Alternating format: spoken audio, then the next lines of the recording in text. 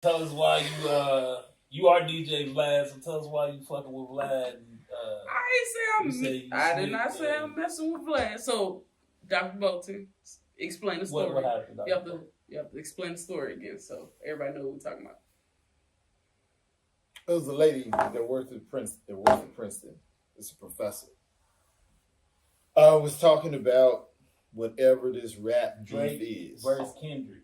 Versus Future. Now, versus Ross. Versus everybody. Context. You got to understand what they were talking about, which I don't know. Some people talking about their problem with each other has nothing to do with me. So I don't see why everybody is so vested into this and why a Princeton professor would be talking about it. But so if the nature of the conversation was how this affects the Black community, how the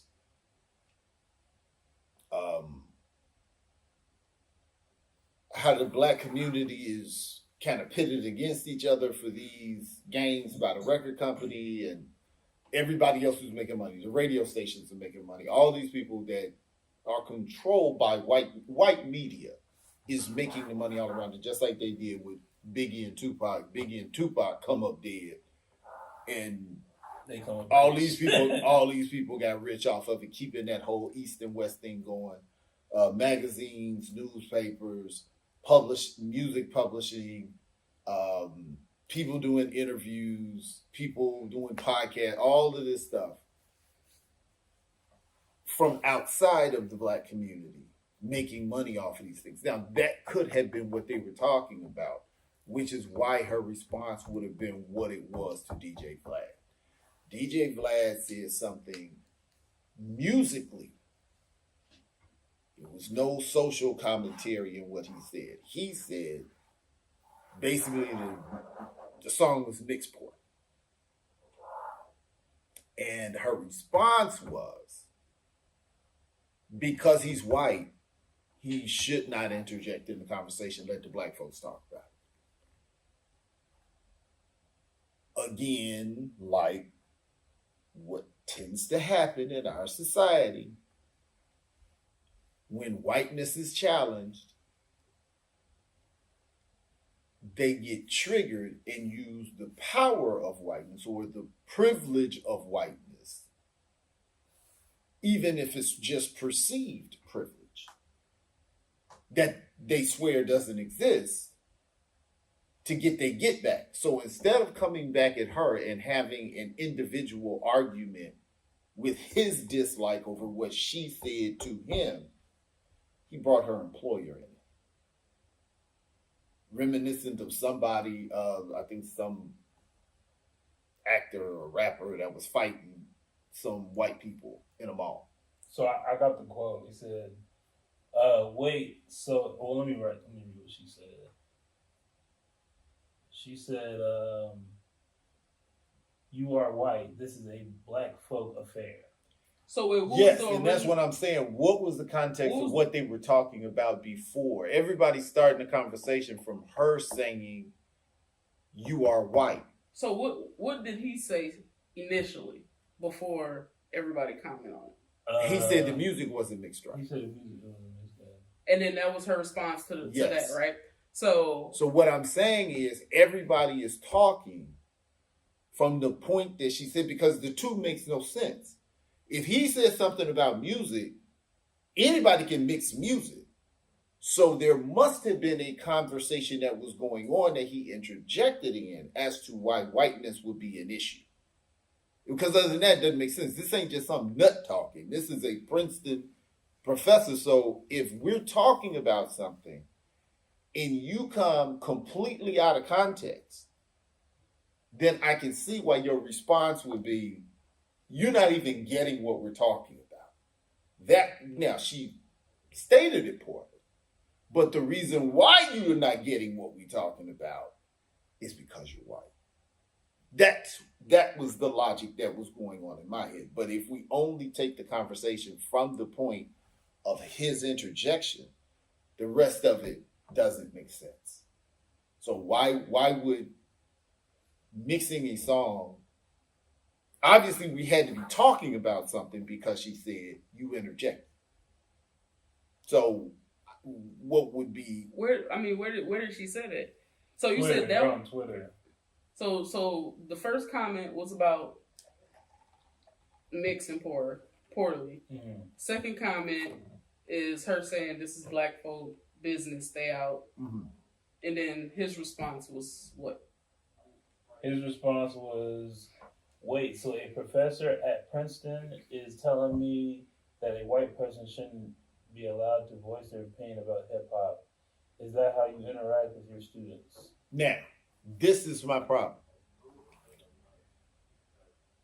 If we are on Twitter, why are we talking about me as a professor?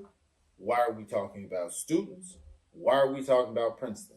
When people cannot argue with you on the facts, they change the narrative and make what they changed it to synonyms.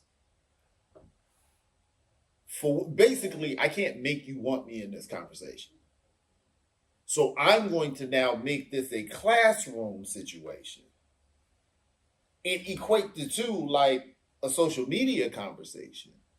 That would be just like if we're at church and she at church talking to the deacons and I walk up and start talking to her and she goes, dude, you're not even Christian. That's our thing. Oh, do you do your students like that at Princeton? No, because I do people like that at church. Right. I do people like that on Twitter. But that's the thing. I think they're kind of both wrong. Yeah, I think so, the same way. So how are I'm trying to So the initial conversation, if he was talking about mixing something, which was musically, it had nothing to do with black and white. Mm-hmm. So if she answered and responded in black and white, then okay.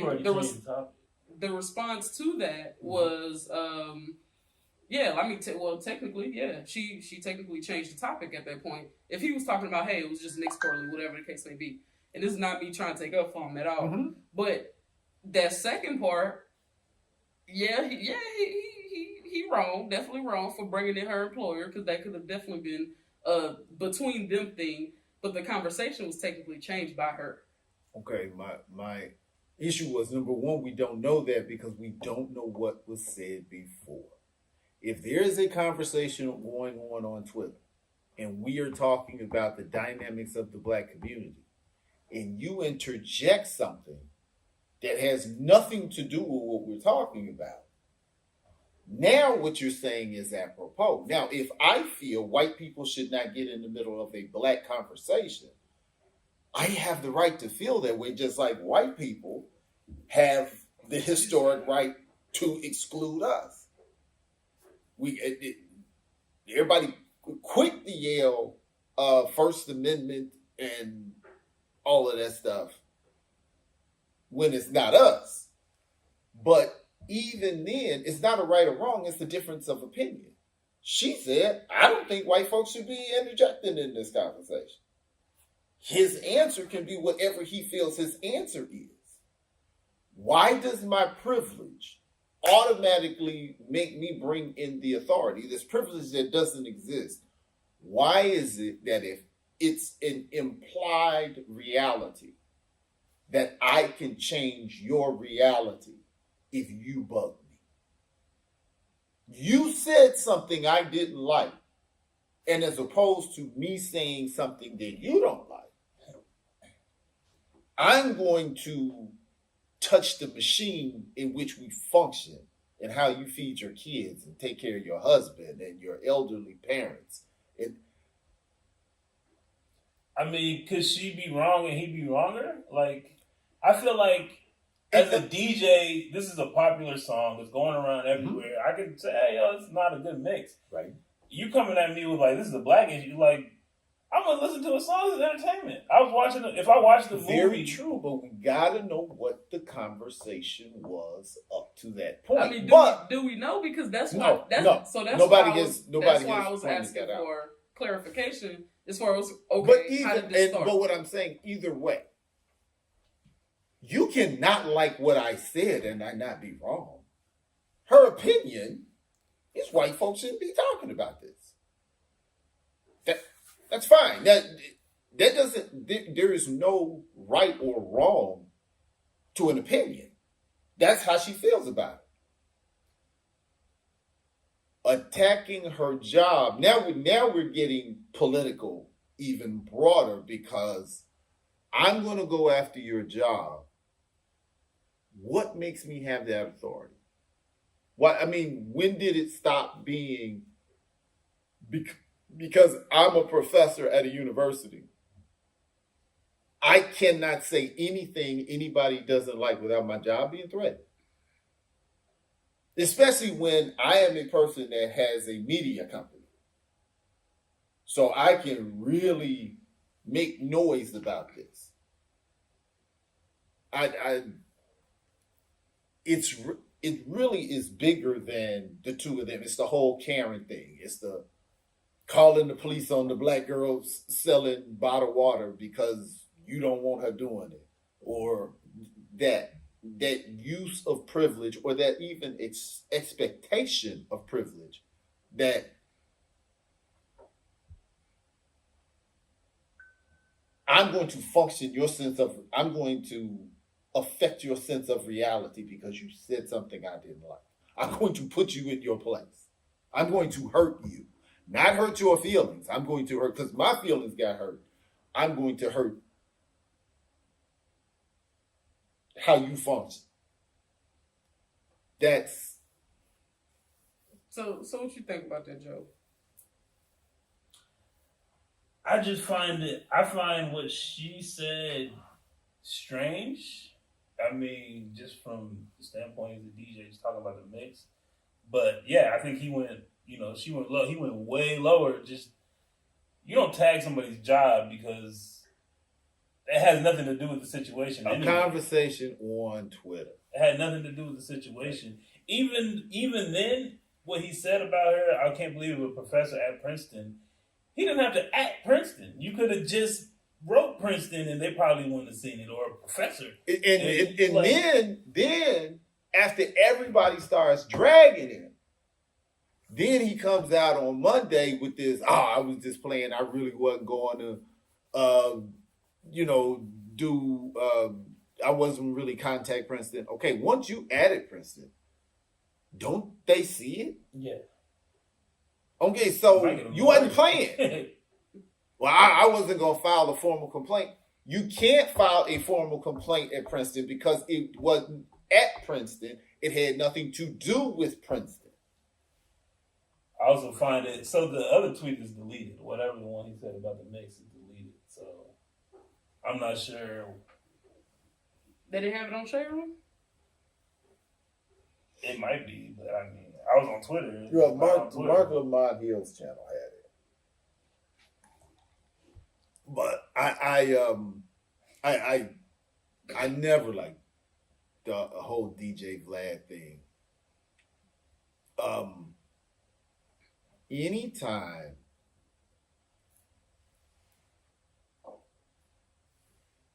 I guess I need to be careful before I say that.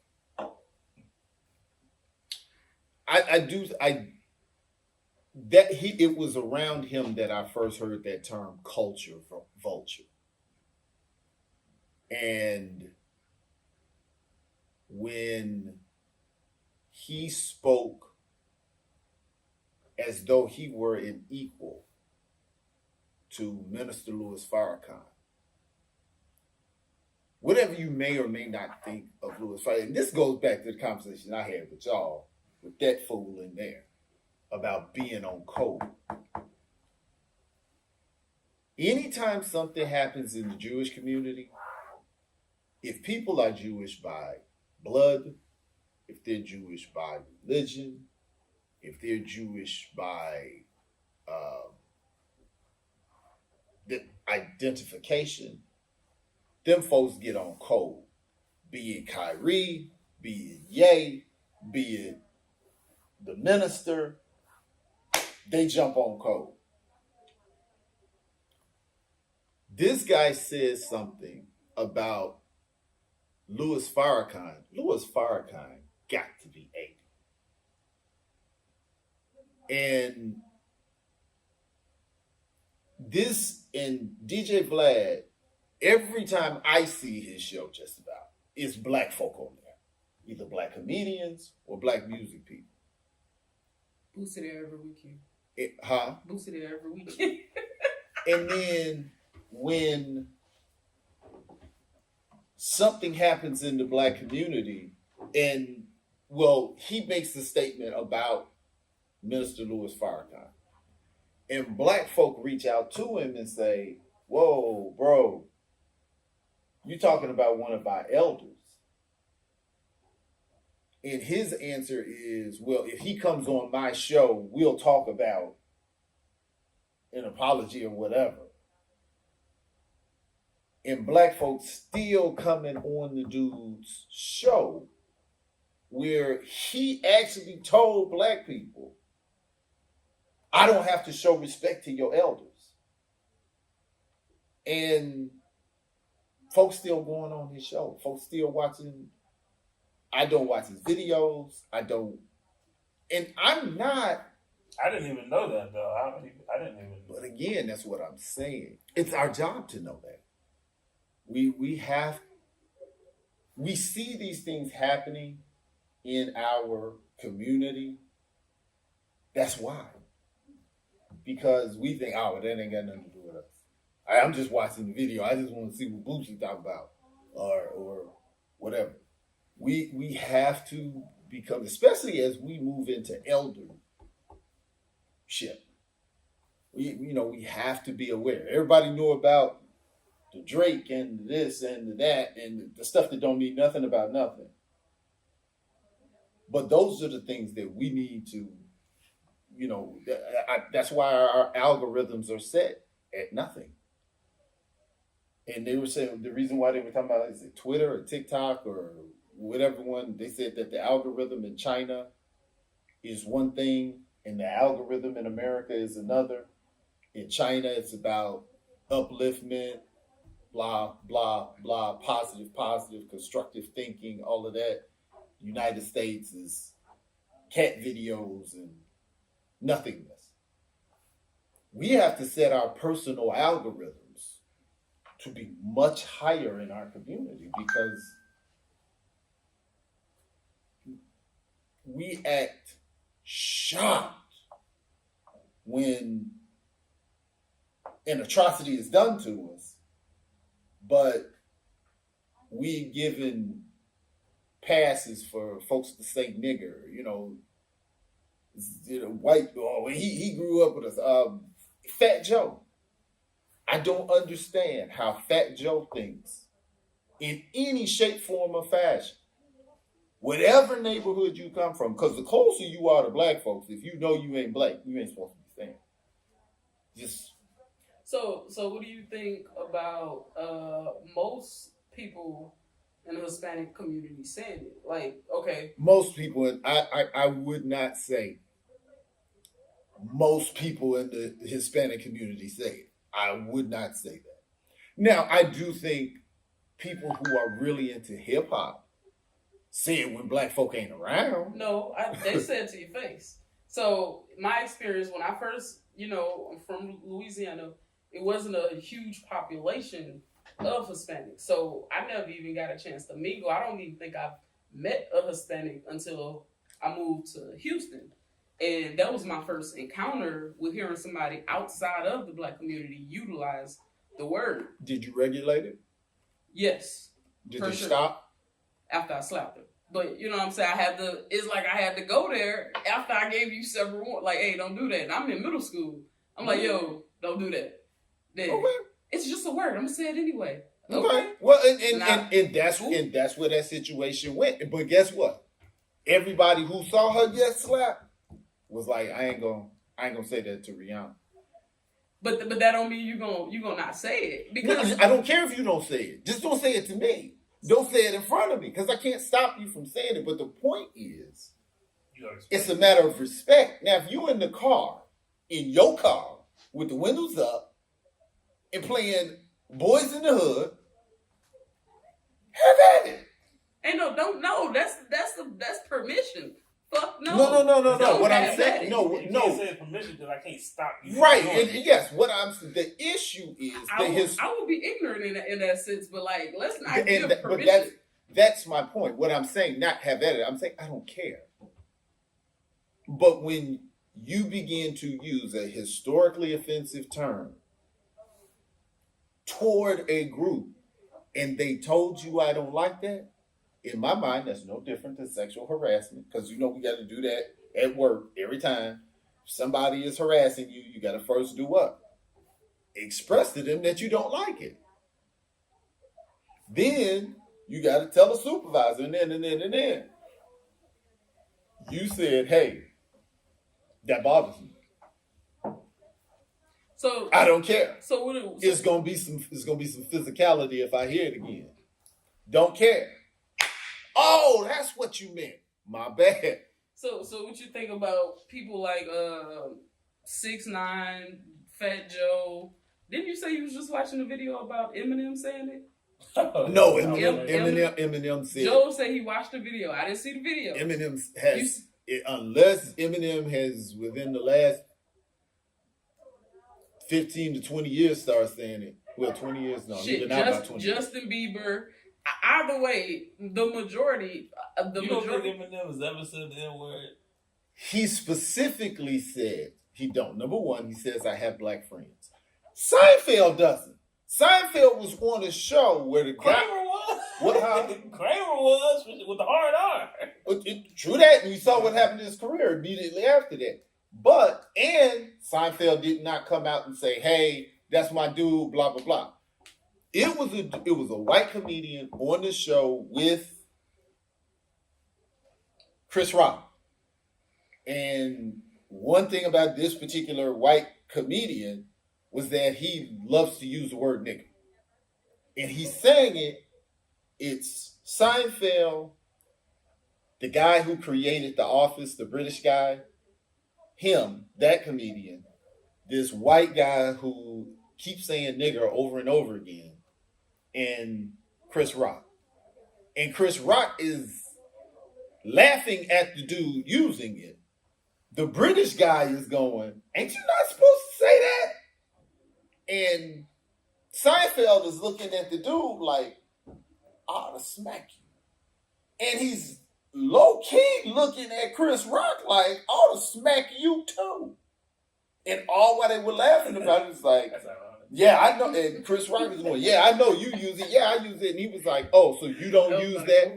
And they asked the British guy, you don't use that when, if the joke was funny, you wouldn't use it? And he was like, I don't know. And looking dead serious, Seinfeld said, I don't think it's funny.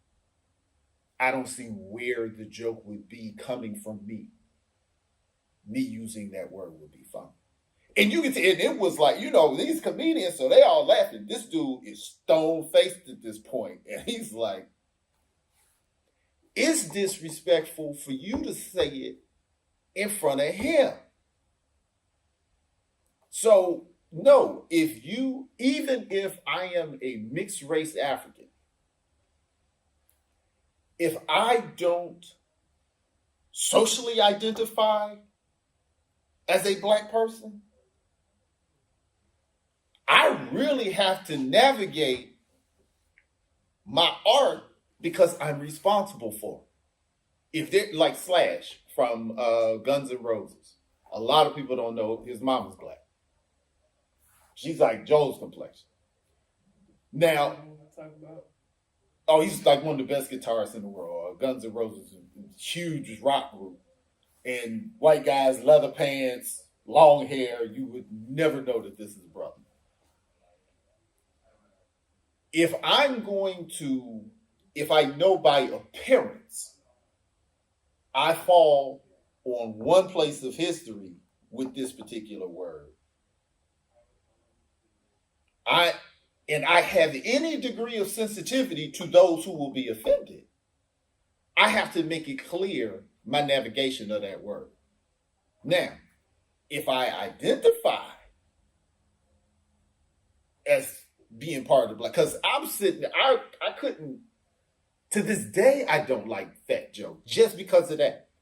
I don't think it's just Fat Joe. And not that I'm taking up for him. I think it has nothing to do with it just being Fat Joe. Wait. What I'm saying is Fat Joe has an international platform, which makes him more responsible for doing that because more people like him are going to do and it they because still he's doing it. You got 6ix9ine. Who that new Mexican OT is Hispanic people who think the shit is okay. And I never understood it until I moved to Texas, and then B, I saw how people who come out of New York, it's like in certain areas, a pass is given, and I'm like, who the fuck handing out the passes? Well, I got to Texas. That's how it was. Every Mexican I knew used it. Exactly. So when I tell you a vast majority, when I'm in detention and I got a kid blow up and he Mexican and he like N-word this, N-word that, and I'm like, boy, calm your ass. Like, can't say boy. Boy. But that's what I'm saying. God damn, shit, I'm at work. Can't beat your ass. You know what? That's what I'm bro. saying. We regulate that stuff. But regulating is out the window. Nobody's regulating no more. And I didn't realize that till I moved here. I'm like, okay, but what I'm saying is, just like you saying nobody regulate no more, that was the point I was making in there. And y'all was looking at me like, what? What are you talking about? What? Because that's how it gets to nigger. It starts off with disrespect. It starts off with name calling. It starts off with equivalency when there's not equivalency. If I'm an elder, you're not treating me like we on the same level, especially when I'm correcting you. But if everybody else just sit there and act like they don't see it, then it looks like it's not an issue. It's just an issue with me. But if I didn't know you were being disrespected at that time. I understand it. What I'm saying is that was the point of pointing it out. It's like y'all got to see that as to where. Wait a minute. No, bro. But I didn't how can I see something I wasn't there for? You know what I mean? I'm trying to understand. You're missing the point. At the point, okay. At the point when I was y'all thought I was regulating. I was setting him up for the regulation. I hadn't even gotten to it. I was like, let me explain to you that if you don't shut up, I'm about to eviscerate you intellectually. And what I said was, you don't want to have that conversation with me. He said, why? I said, because I'm smarter than you. And then, as opposed to going, he's pissed. Bro, stop. Y'all was like, what's wrong with you? So had completely missed. I feel like that's a reasonable response. If I come in, I don't know anything that's going on. Nothing. All I know is you're angry at him. I don't know what he did. I'm gonna be like, hey, Darnell, what's going on? Hold on. You the one who was mad. I wasn't mad. I was about, you all had never seen me get somebody off me before. And you all thought I was mad. Like I said, if I was mad, I would have been coming at him. I would have stood up. I was not mad. It was like, oh, you want to do this? You sure you want to do this? That was what I was asking him. I was literally saying that. And I was just about to disrobe him. But at no point was I like, because that's what we were talking about. You're not intelligent enough to have this conversation with me. You're not qualified. We're not on the same platform. That was all I was discussing. I wasn't mad. I was about to get it. I was about to tell him everything that was wrong with him. And have him thinking about it on the drive home. And when he go to talk to the next girl he gonna talk to, is she seeing what he said? Yes, I was about to do it. Yeah. y'all totally missed what was happening there. But the point is,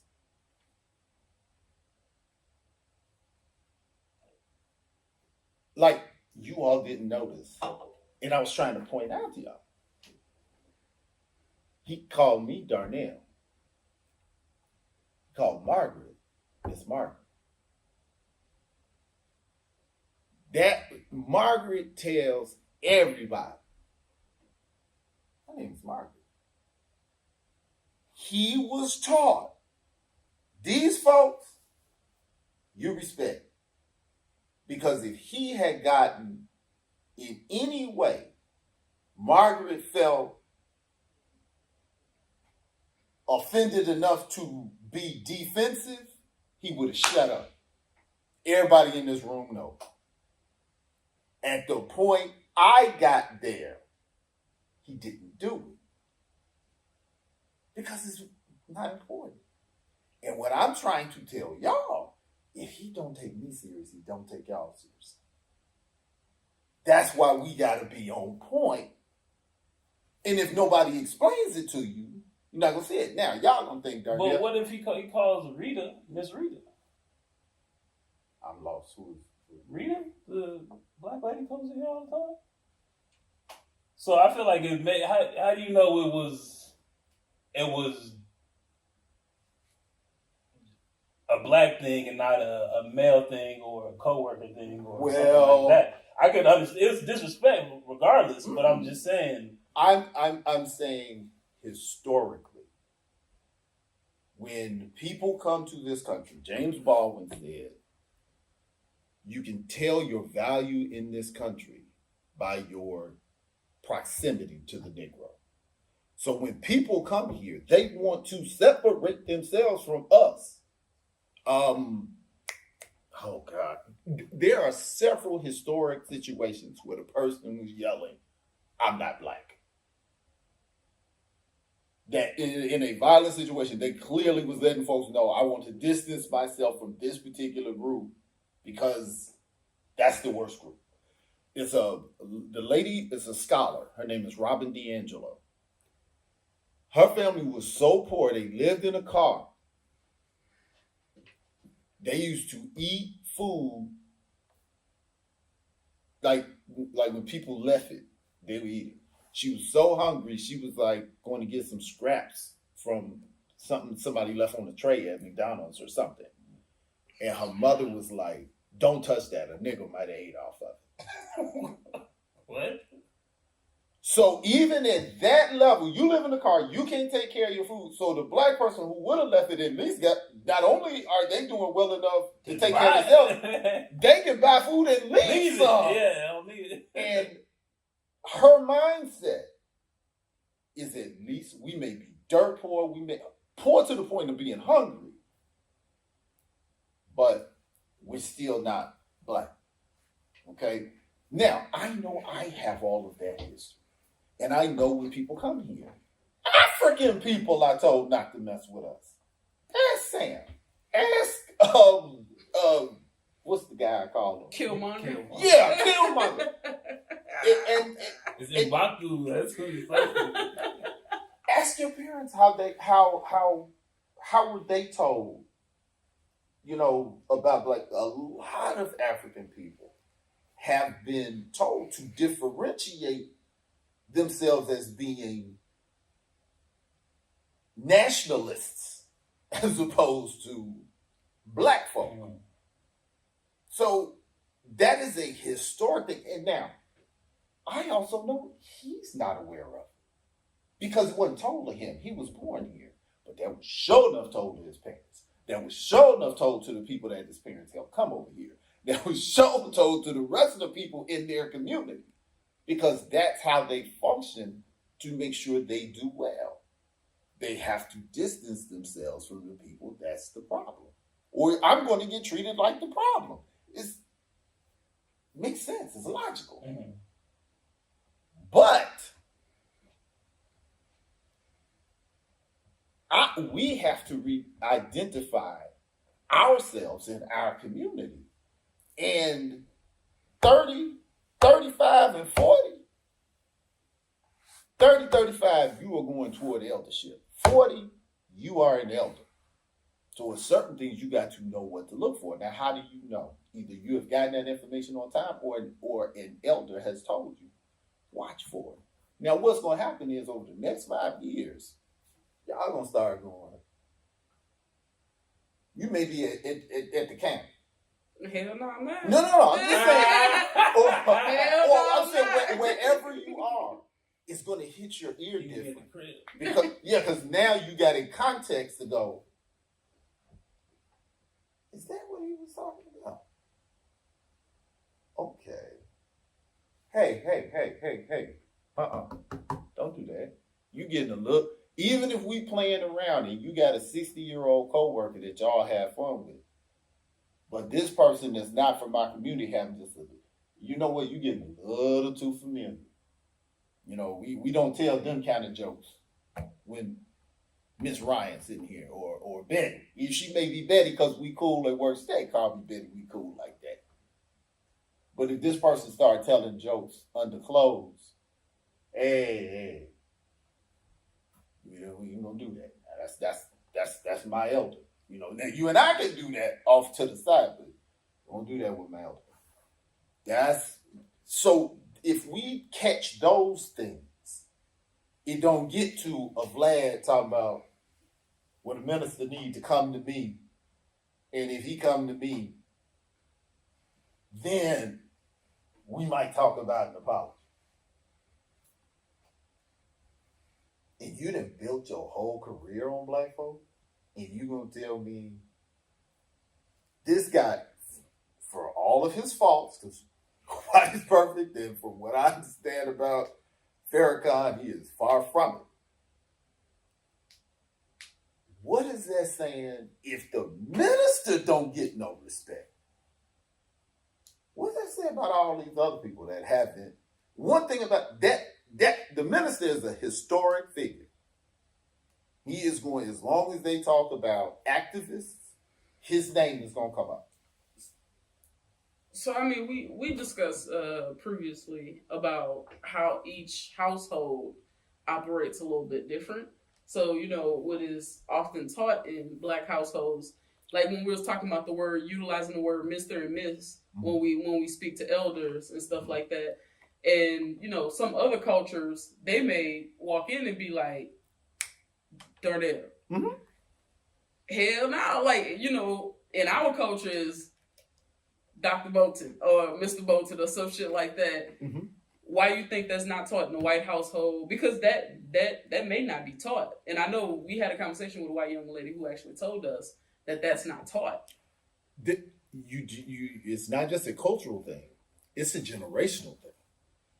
When I go to my doctor's office and different, it really gets me the older my kids get.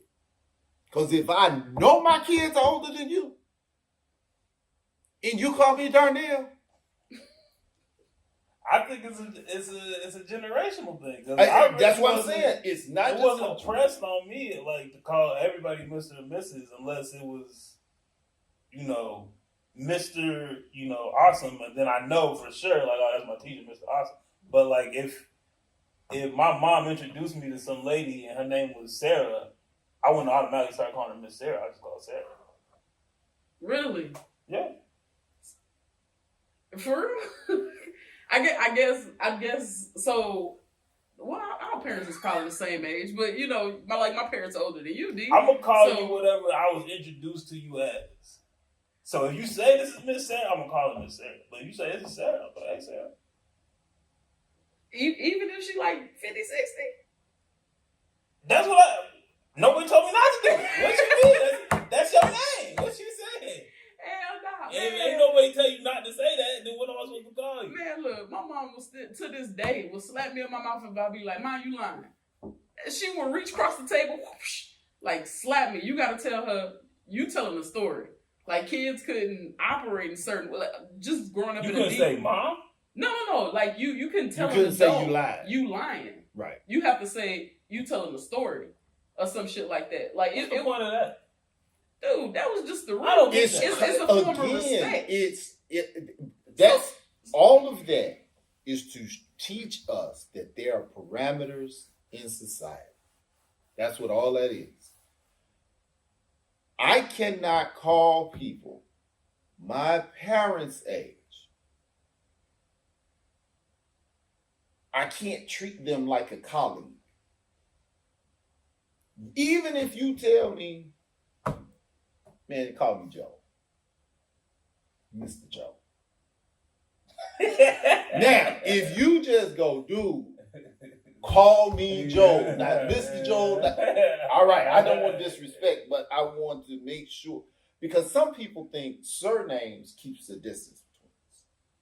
And to a degree, I understand that. But it was always the choice of the elder. If the elder tells you, call me Pat. All right. But even then, they say Pat, you say Miss Pat because your parents go upside your head if you call them by the first name. So that's what I'm saying. But it's not so back in there. I want to ask you. So how do you feel if someone was, I don't know, 15? Oh no. So I had that. So remember 12 or whatever. Remember when we broke it down like in the room? So I said, because of my career, I would have like Black and Hispanic kids is Miss Lewis. Hey, Miss Lewis, how you doing? Da, da, da, da. It's always Miss. Well, white kids, I always had to correct. Like, hey, motherfucker, you is not my partner. And I never thought I would do that. Yes. I've always been like, hey, hell no, boy, you 14 is Miss Lewis, partner. Yes. Like, it is a form of respect. So yes. you don't I've realize never felt like, but I've never been in that situation where I felt like you need to call me Mr. Ossom. No, you don't realize it until you around those different groups and you like, motherfucker, the Black and Hispanics is missed off rip. I have undergraduates send me an email about they. Oh, I got checked. I What? sent my professor, hey Mark, da da da da. It is doctor. So he didn't answer the question at all. Nothing. What? He didn't answer. You were addressing me as well. I was like, oh. This is how I would handle you on that, Mr. Ossom. The answer to your question is this: Dr. Darnell Bolton, PhD. And then the next email I get from you is usually Dr. Bolton, da da da da. I'm going to, and because of that, in those venues, I address everybody by their last name. All of my students, I address them by their surnames to make it clear. Mm-hmm. But I would, man. Now I always answer the question.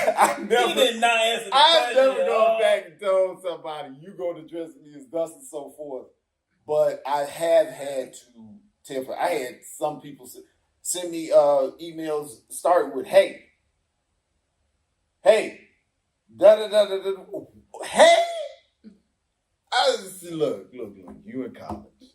I don't know what school you went to. I don't say, okay, you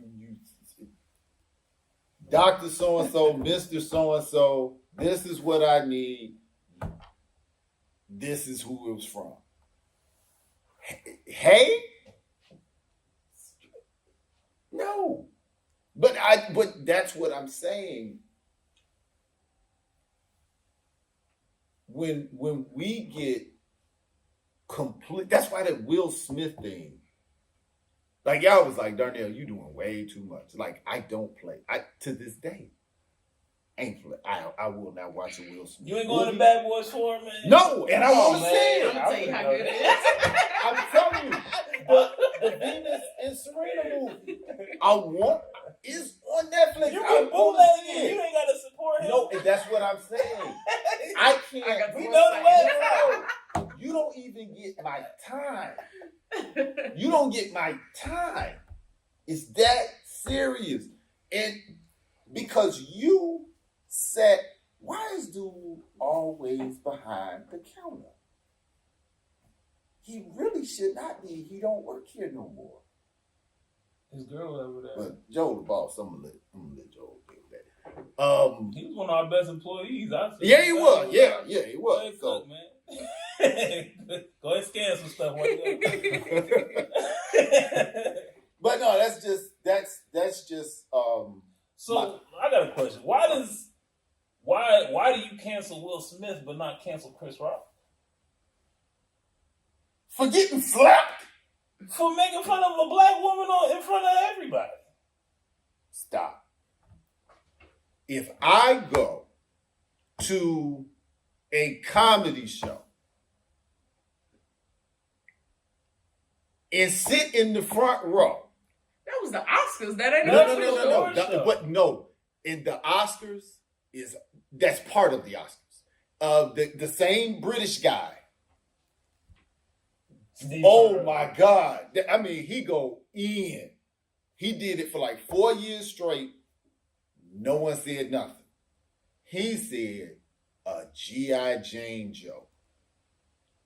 That's what part of the Oscars has become. The tradition of the Oscars is to knock down these mega stars a couple of pegs by some jokes on them while we're elevating them to the highest point in creative society. That's part of the show. That's why they have those comedians come out there who do crowd work. I can't think of that guy's name, but that's what they do.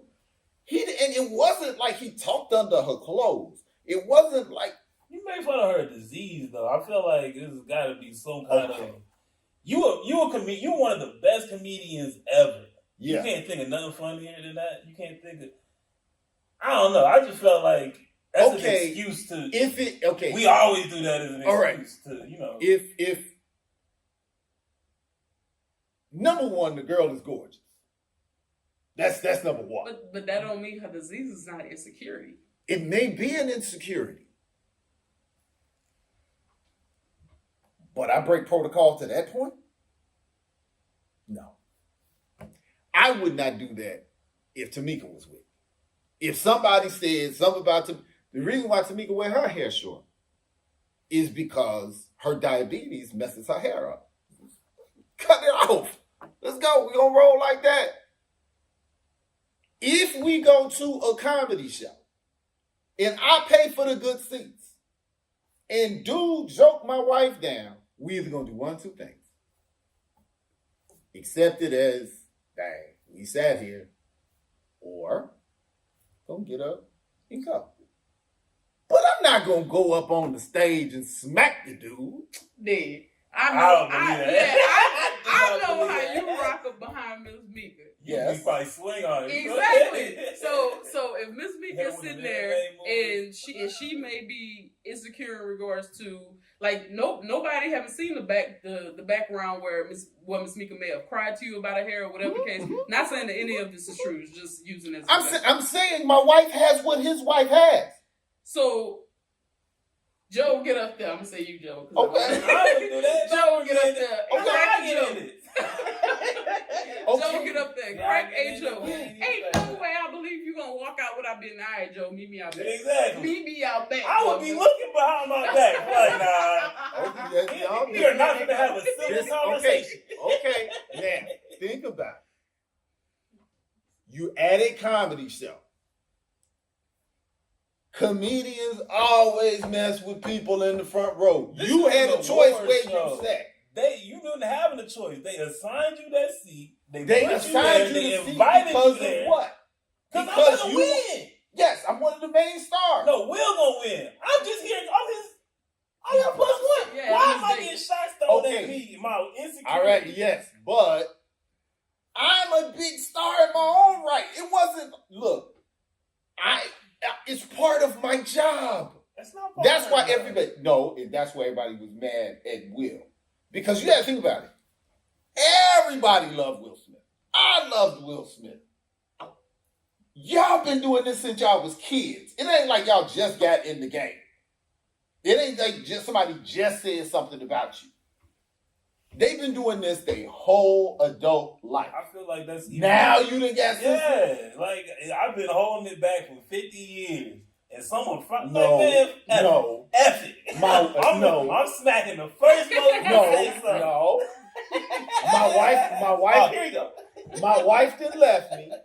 Exactly. I done talk. Yes, but none of that had nothing to do. Just like it does. No, that's what Chris Rock said in his special. That was all of them. If you having a bad day, yes, you having a terrible day, yes, and I come in, I just start clowning you, yes, I might get slapped. Yes, it's just quick, dude. You yes, but does that change the fact that you made a horrible decision based on something that really had nothing to do with me? No, it doesn't. That's why Will did the right thing. Will was like, I messed up. I just got to shut up and hide out. I'm not saying he did the right thing. I'm saying Chris Rock did the wrong thing as well. No, I don't know what kind of day you're having. And I know you. I can know you insecure about your disease if you. Bald. Why? Okay, everybody who's going bald is usually insecure about it. Even men. That's not so fair. Women is going to be. That's not more. fair. Did you know she had alopecia before that day? No. I thought she was just doing some fly stuff because she still looked gorgeous. I was like, all right, cool. I did not know she had alopecia, so it's very possible that he didn't know. Her hair is not bald. Her hair breaks. Alopecia is actually when your job is gone. Okay. So I really thought, oh, she on some check out my face type stuff. I thought she was on some Grace Jones game. But she looked great. He come in like, and Demi Moore was fine in the movie. That she wasn't even like it was about an ugly bald woman. He was like, yo, G.I. Jane 2. It wasn't, I mean, he tells bad jokes. He tells under the clothes jokes. So it wasn't his worst one that he gets a pass? I don't know. I'm saying heavy is the crown of the king. Will Smith got elevated to the top of black culture because of his talent and his persona. Okay? When you do something to negotiate it, it's going to be taken away from you. If I'm talking about Chris Rock. Chris Rock was doing his job. He came out. Your job is to be a comedian. You can think of 1,000 jokes. You should be better at this than anybody else. Why you got to diss me? Why you got to diss a black woman? Why don't you crack a white girl? Because that's okay. Number one, you all are the black folk here tonight. Everybody knew he was gonna win. Everybody. So that's what the Oscars is for. Plus, they hired a comedian who does crowd work.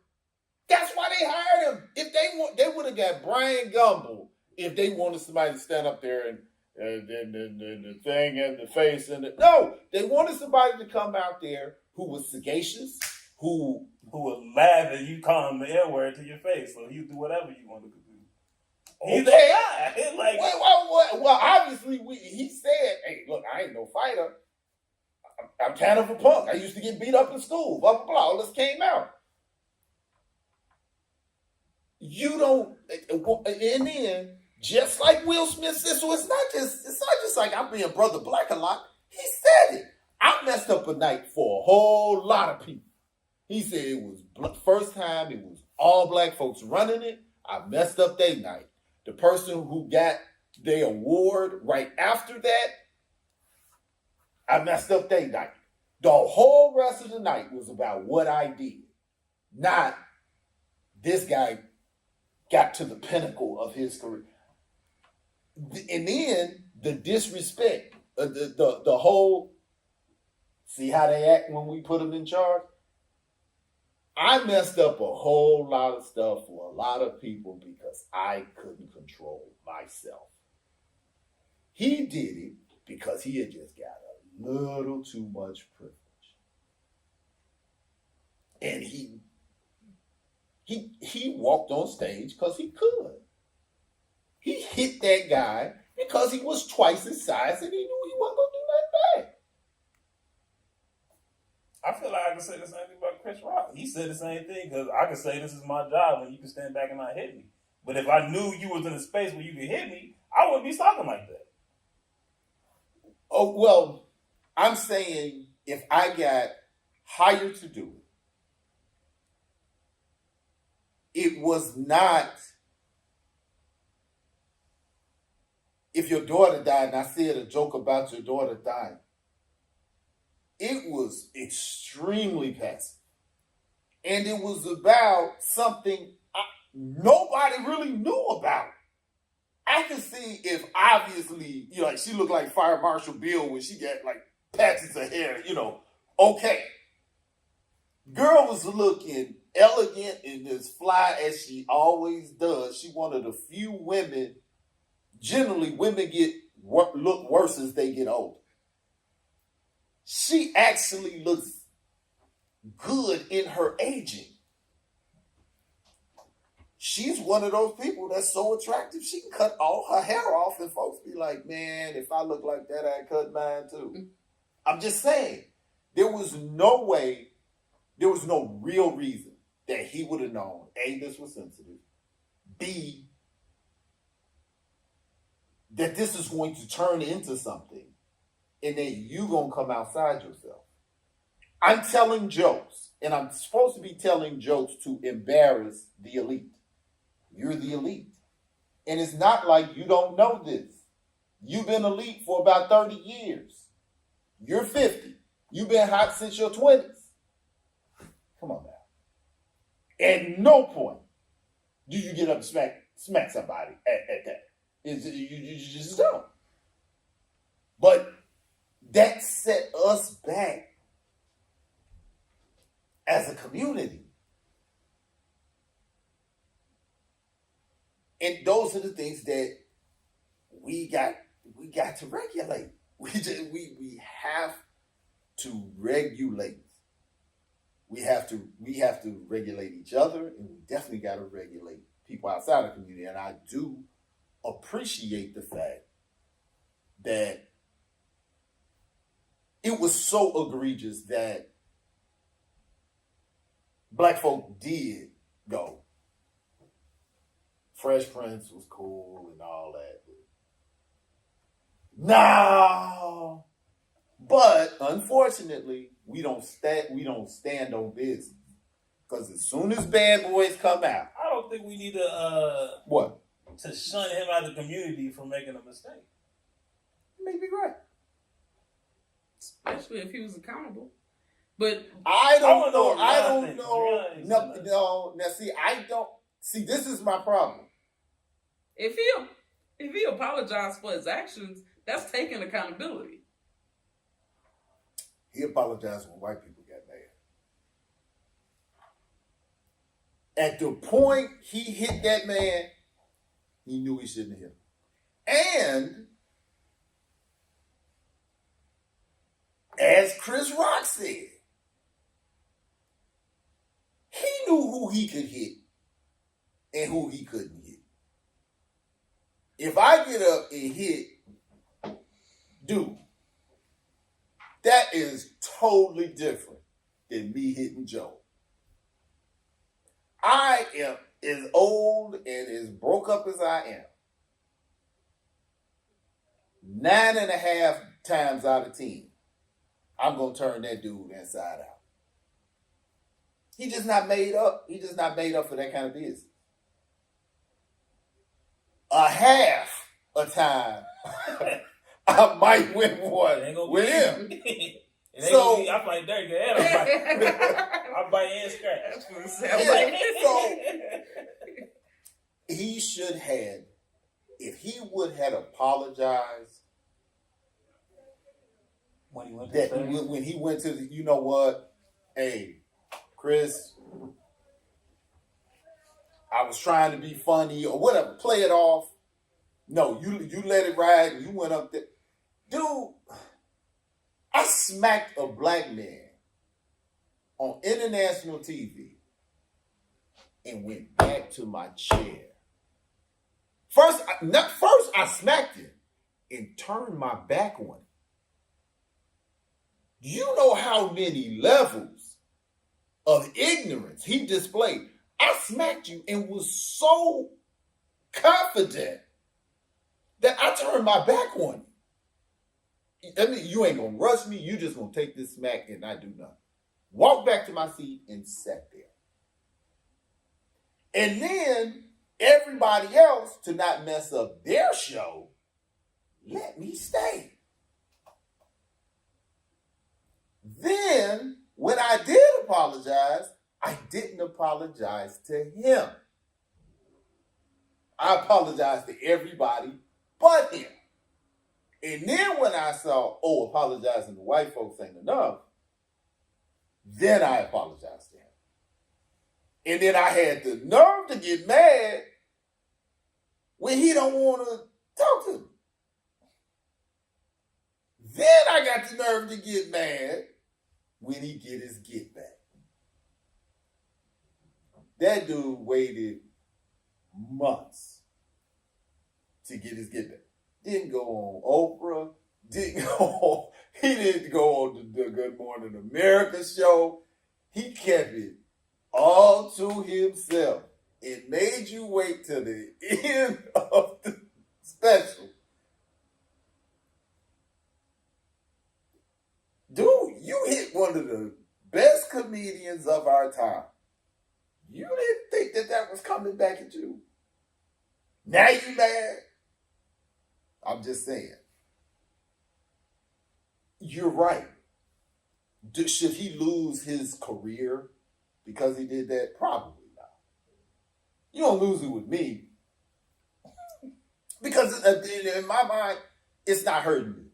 I'm not saying take the man's money. I'm sure he is going, his grandkids are going to be comfortable. He seems like a very smart dude. But you're not going to get any more of my money. Because I don't think anything of, I think he got to the point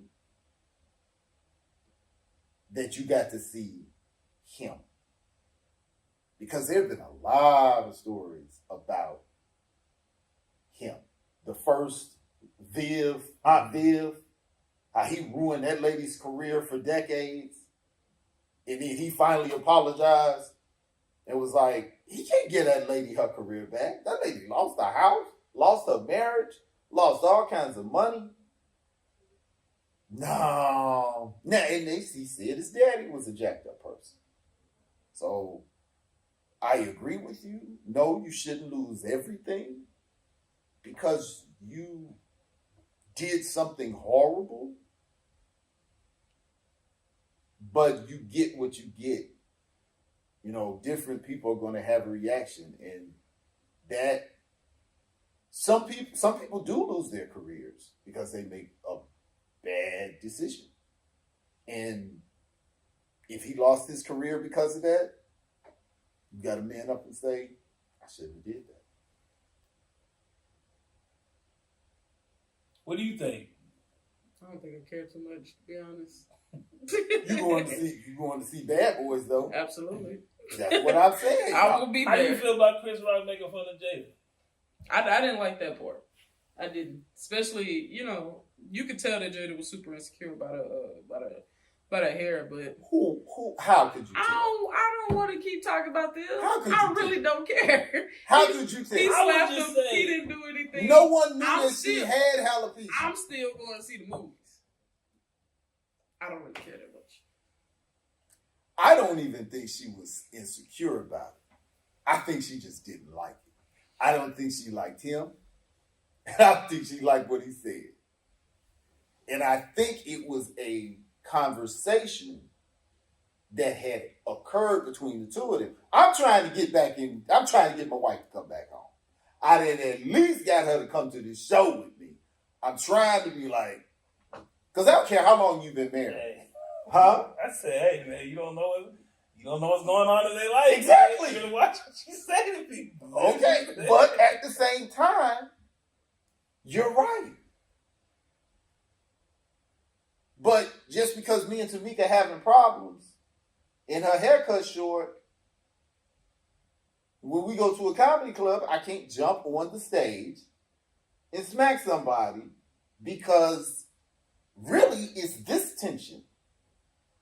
It had nothing to do with the joke. The joke was not out of bounds. It was a short hair joke about a short hair person. What about like the you can like I can make fun of my siblings.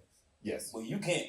Yes. Right? Like I feel like that's kind of But if I take my siblings to a place where people make fun of the people in the place, I mean, I'm saying we're a target for that. That's our job. We could have not gone. Okay, stay your bald head self at home. If you that sensitive about it, you can't hear nothing about it. But we're going to a place where the world is going to be looking at us. Everybody acting like everybody knew she had alopecia before that. No one knew. They asked Chris Rock. He didn't know. And she doesn't have the type of alopecia that is noticeable. It's not like it's bald here and you can see like where my hair is growing right here. No, her hair is brittle and it breaks. So it looks like she has hair. She does have hair. It's not that she looks like that. She does have hair. It just breaks off before it can really get long. Nobody knew. It was a acting joke about an actress.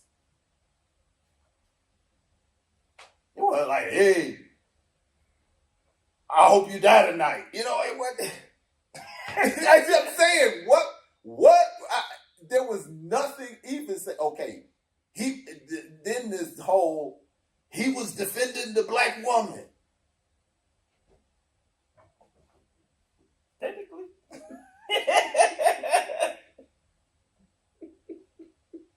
Come on now. Come on now. What you gonna do when they come for you? That's what should have happened. They should have dropped the beat. Well, what? Bad boy, bad. I So you think Chris? What would? I don't know. It's just me. Maybe I'm wrong. If someone come up on stage and slap me, you ain't gonna walk back. Not without me grabbing the mic stand and cracking you over the head with it. So okay, but that's what I'm saying. I would have went crazy. People know I would have been arrested. People know each other, and he wouldn't have hit you. That was Chris Rock's point. He said 50 Cent called him a name. He hit 50. Drink Champs called him a name. He ain't going there messing with them. He hit the smallest person he could hit. Just saying. But it's all about code. Well, you still never technically answered how you feel about Hispanics utilizing the N-word, because they do. I said that has not been part of my reality. If that is indeed the case, they don't do that around me. And then again, I have noticed it's very hard for me to have a racial debate with someone because of my age and because of my education. Most people just shut it down. They're like either the black man thing, the old black man thing, or the fact that I have a studied knowledge of it. But most people won't say that in front of me.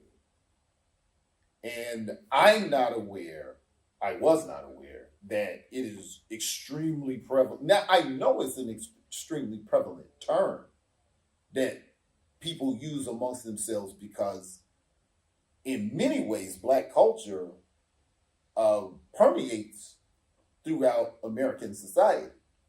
It's, it sounds cool when we do it. It's a word that can be used good, bad. Man, that's cool. So people try to adopt it. I'm just saying understand the responsibility that goes along with you doing that. You know, I think Fat Joe is an extremely interesting person, especially as he gets older. I just can't get past that. I cannot get past it. There's nothing about you that's black. And anybody saying, well, black folks shouldn't be using it. If every racial group has their derogatory term that they use within their group, Italians do it, Jewish people do it, Polish people do it, natives do it. Everybody has a self-deprecating thing that they do within their community. But we are always getting counterbalanced by white culture because white culture gets caught into fairness when they feel they have lost a privilege. Now, why using the word nigga as a privilege, I don't understand.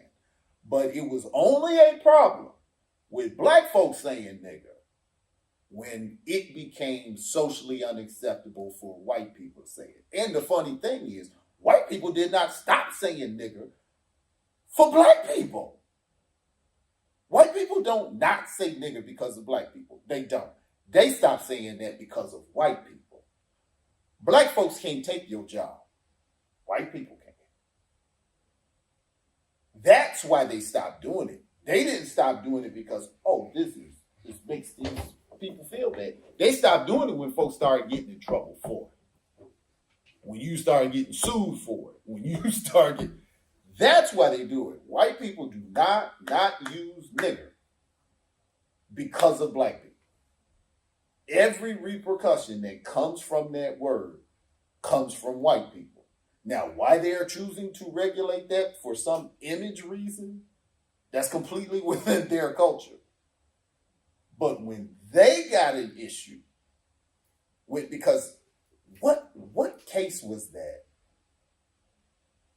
It was O.J. Simpson. You can say nigga left, right, and center before that. Nobody cared. Mark Furman and them tapes. And they just did not want to keep saying nigger on the news or in the court because it was cameras in there. And then they started saying, because now it's all white people in here. And we're saying it's bad that Mark Furman said nigger. But if I keep saying nigger, talking to you about niggas, well, okay, now we... Okay, so then they said, I'm not going to say the word N-word. I'm going to say the N-word. And that was where the N-word was born. What was that, 94? Yeah, I think it so. was that recent. Yeah, 94, 95. Yeah. It was born. You can watch, it was on tape. You can watch that. You can watch that trial. And you can see where the N-word was. I think that's the dumbest thing to do. The N-word. What about F-word? I said F-word? B-word? I'm just saying. Can I buy a vowel? Like, what the hell are we talking about? All right. But no, I that's just... So what was your experience? When I got here, so I was from Oklahoma, so there was basically no black people or Hispanic people.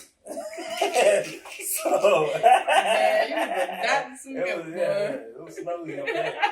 So I got to Texas. Yeah, I heard Mexicans saying it, and then all the black people in the room were cool with it. So I was like, now, do you consider yourself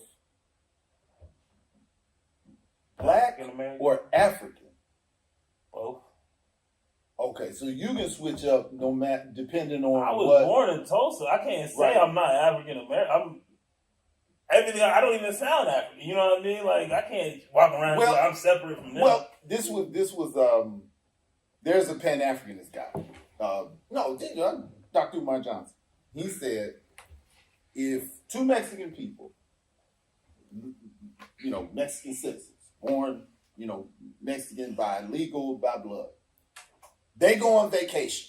The wife is pregnant. They go on vacation to Spain. Okay, Mexican Spain, that's probably too long. They go to Germany. Mm-hmm. Is the baby German because the baby was born there? No. You got two Mexican parents. They just happen to be there. It is completely logical for you to consider yourself African because both of your parents were continental Africans that relocated here. Now, at the same time, if you say I'm completely Americanized, I know nothing about Nigeria, or I visited, but this is my home. Here, that is just as valid. I'm not saying that anything that you're saying is wrong, but like your kids, well, my dad whole life here, so where you could have a very logical choice, your kids would. But so if I marry a Nigerian girl that was born here, what would my kids be? Would they still be Nigerians? Since we're both Nigerian? If both of you, both of you are naturalized citizens because you're born here, right? And then their second generation, no, they're definitely American citizens, but they're of African descent. They're of Nigerian descent. But again, it's more of a privilege as opposed to something being right or wrong. I think your being African American is a whole lot closer than me being African American. At the same time, it doesn't change the fact that genealogically, I'm much closer to African heritage than somebody who is not genealogically aligned with it. So, logically, I could see. So, when you heard them saying it, did it bother you? Or was it like, because I know some African people that niggas is black people to them. American black people, not them. I mean, that's crazy. Have you ever seen nah, like they call them niggas when they don't call themselves niggas? No. If like there have been situations where a white person called an African person a nigger, and he was like, I ain't no nigga, I'm African. So they like, no, that basically that's y'all game. That ain't got nothing to do with me. That happened at my house. No, it did. What? It was. Wait a minute. We never had this conversation. No. He's alive. No, it was the reverse. I know. Yeah. Go ahead. One of my professors was at my house. And one of my homies was there. See, I got... Okay, which was black and which was white? My homie is black. Okay. We know homie from here. And I got homies from... Homie from here? From here. I got homies from the hood to Princeton. Yeah. Okay? And all of them meet up... at your house. I gotta have the homie day, and then I gotta have the scholars day. I can't put the scholars and the homies together no more. Sometimes you gotta give them a pep talk, like, "Hey, bro, I gotta be on your best behavior." But I was not looking for it. I was not looking for it. So what happened?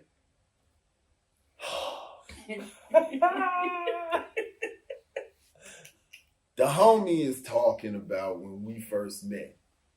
It was like, yeah, he coming there with all these suits and talking all proper, like being a white man, and da-da-da. I'm like, You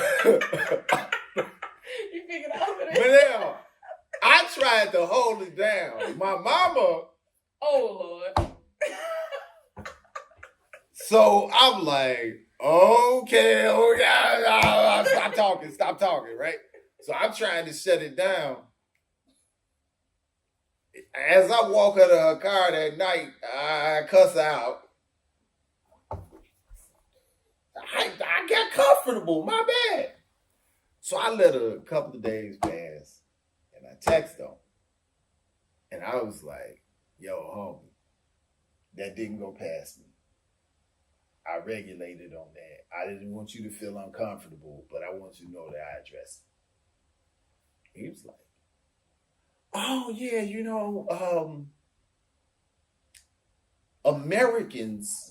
American cultural history really don't apply to us." And I was like, "What?" And he's not from this country. He's been teaching here for 20 years. And if you looked at him, he looks at it as that's an American black and white issue, just like how Africans are. This is a white guy. Yes. So he's saying basically white history is in America is not global white history. Yeah. So yeah. If I'm from Germany or Spain or they're like, oh yeah, that was them. They was tripping. Yeah. Oh no, that's y'all people. If your black friend say your black self is acting like American white people, what's that got to do with me? And I'm like, okay. So now I'm wondering, did I offend you by lumping you in with American whites? But just like the African was like, oh, I no, that nigga stuff is between American whites and American blacks. I'm African. I ain't got nothing to do with Martin Luther King, Malcolm X. I ain't got nothing to do with that. None of that struggle had nothing to do with me. I was on the other side of the world. That happens also in reverse. That's what I said. I didn't know that. And he was like, no, I don't fall into the atrocities of the American white. It had nothing to do with me. I got here when I was 20. I mean, I would understand that standpoint if I showed up and I was white. I was like, hey, look, I wasn't here doing all that. Well, yeah, but I think he was being nice. That had to be uncomfortable. But he may truly not identify as white. I don't know. But yeah. I mean, I've heard things said like that in front of white people, and they just didn't. They didn't. Well, white people do have to pay the bill for their ancestors. It's a whole lot of stuff white people just gotta eat. Like comedy shows. White people be getting roasted at comedy shows. You can say the most racist crap at a comedy show. A black comedy show, you can just go in on them and they just gotta eat it. Why? Because for hundreds, that's one of the very few venues that the power structure shifted where it's okay. But, we ain't forgot about Amos and Andy. We ain't forgot about Blackface. We ain't forgot about vaudeville. We ain't forgot about Gone with the Wind. We ain't forgot about Hollywood.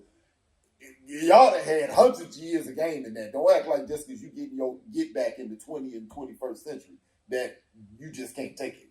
Y'all had hundreds of years of doing it. Birth of the nation. Let's not play. So, but I've heard many people say, well, how's it not racist that part of every black show is insulting white people?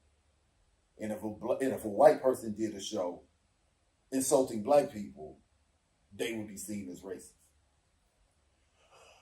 Like, I'm not going to act like that's not true. Because you see many white comedy shows that don't have none. But white people in general avoid talking about race. American white people. They avoid talking about race. Like it's not there. Unless they are trying to gain access. So they have this white comedian, used to be on Wild 'N Out. I think they call him like a little white Bieber. Apparently he looks similar to Bieber or something like Bieber that. is white. No, I'm just talking about. How you be white Bieber? Bieber is white. You know what I'm saying? Black Michael Jordan. Either way, I'm trying to identify who the dude is. I do not know his name.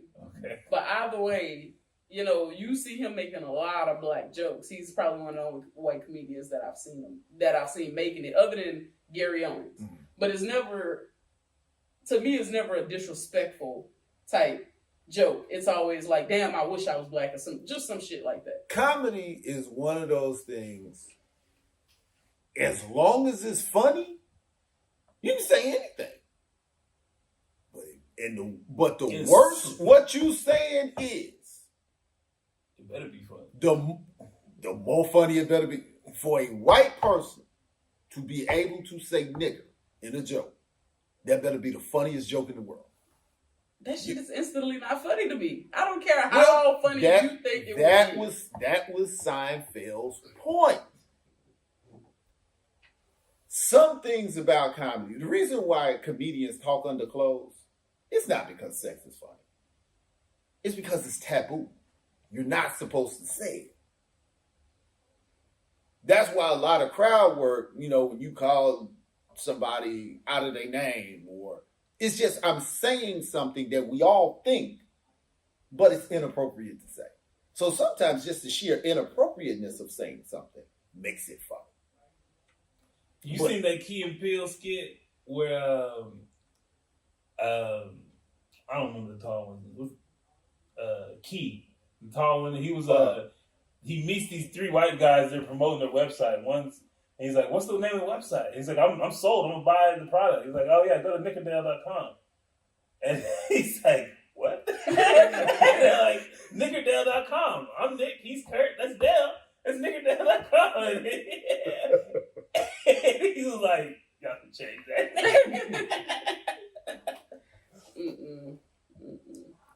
But very interesting, though. Very, very interesting. And coming out of the whole DJ VLAD thing,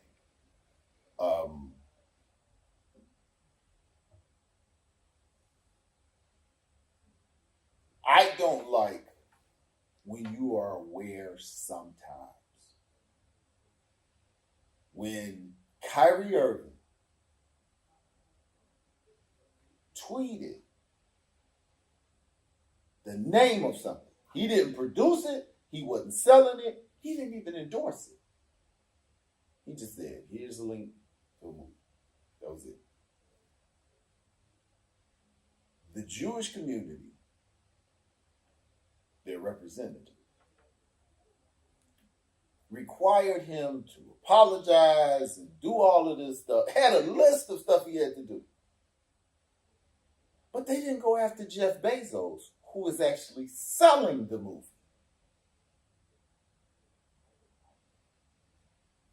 That's what I'm saying. Going back to Chris Rock now. How are you selectively outraged?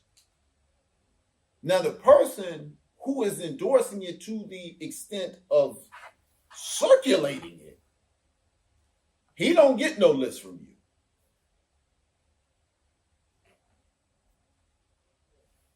That's my thing. When Kyrie did that, DJ VLAD was hot. And when the minister took up for him, he went at the minister. But when what he was saying, and when Kyrie said stuff, he was hot. But you're doing to this lady exactly what Kyrie said that your group does. Is he Jewish? VLAD, yeah.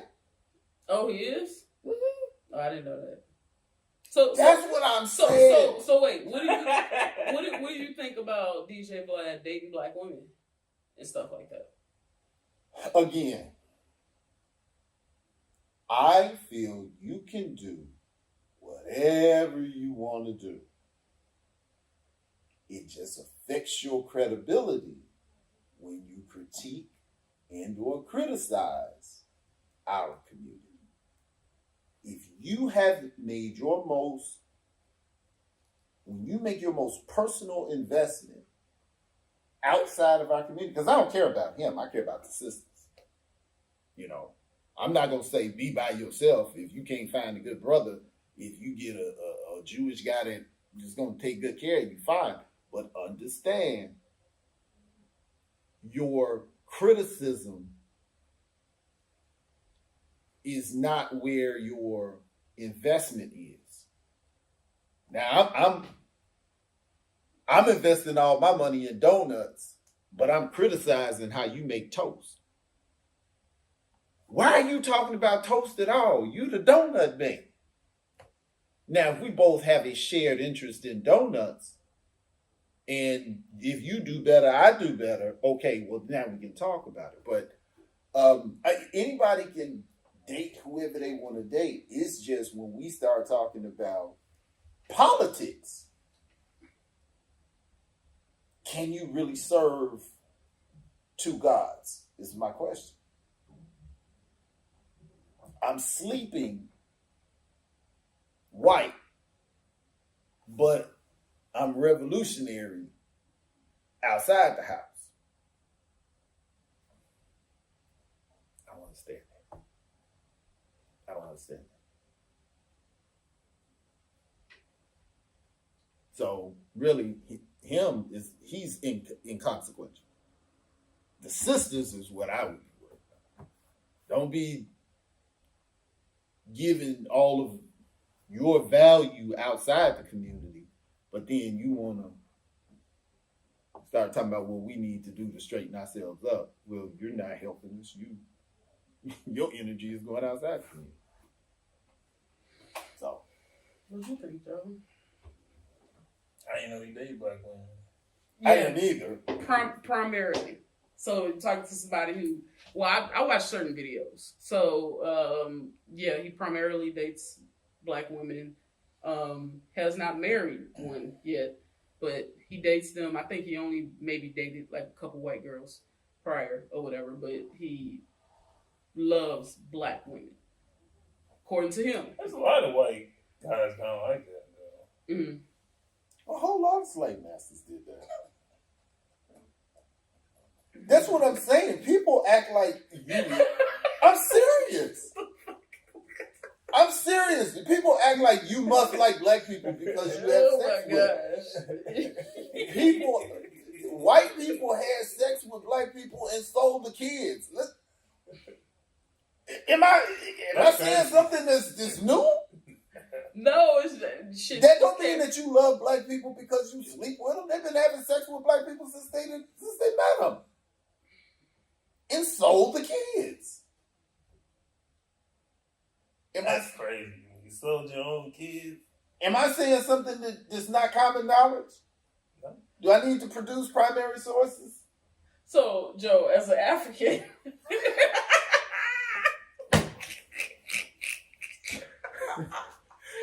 as an African, Y'all acting like I just struck gold in here. Y'all didn't know that? Why did it get so quiet? Yes, It was just yes. funny because it sounded like you called that man slave.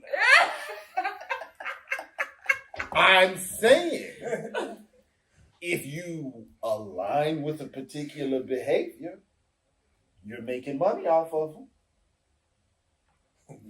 You snitching on him. Damn. You're taking advantage of it. You're deriving your pleasure I from will it. say he did. Did I say he apologized about what he said to them? He apologized to the Princeton lady afterwards. But I mean, No, read so, like, it. I gotta say, Read it. what? He apologized. Read it. You want to see it? Read it. Go back now. He said, "I was just playing, even though I really did." Hashtag good job. Go ahead.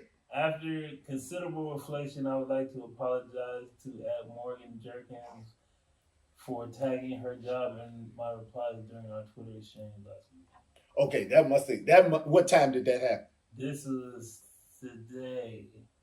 Oh, see, white folks done smacked that This behind. was today at 10 a.m. Okay, enough folks done smacked us behind because before that it was This He morning, doubled down or something like that. yeah, he was like, I mean, well, he didn't really double down, but he didn't apologize. So enough people was like, no, that's not good enough.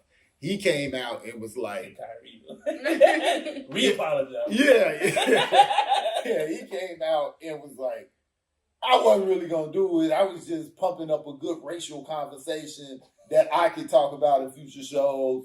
You know, blah blah blah. It is what it is. And folks was like, nah. And so he didn't get drugged. And a lot of people, when he did that with a minister, a lot of people stopped going to DJ Vlad's show. And I think he found out he didn't have quite, even though he weathered the storm and was able to stand on, you know, what he said, I think he felt that impact because two people that was his homies really went after him. The dude from the Brand Nubians, Lord Jamal, went after him and was pushing for everybody to boycott his show. And Godfrey. And then Godfrey, I guess they packed stuff up and Godfrey went back. But Godfrey seems like a different dude. But and again, everybody know, y'all know that I'm different. You know, I'm going. It's to death with me. It's what it is. I'm gonna get you to come around on Will Smith, man. We Dude, gonna get you to watch Bad Boy 5. I love maybe Miami. not Bad Boys 4, but Bad Boy 5. We're gonna get on Men in that. Black. all his music. Dude, Hey, I Am Legend 2 coming out, man. Michael B. Jordan. No. You gotta Tell you. support Michael B. I'm telling you, the music is already downloaded. He ain't gonna make no money off of it. If I'm in my garage under the car cutting out the floor, I will cut off the drill, get up, and hit next so I don't have to listen to a Will Smith song. That's what I'm saying. If I rock with you, I rock with you hard. If I don't mess with you, I don't mess with you at all. It just is what it is, man. It's a good place to stop. Yeah, we can go. We can stop.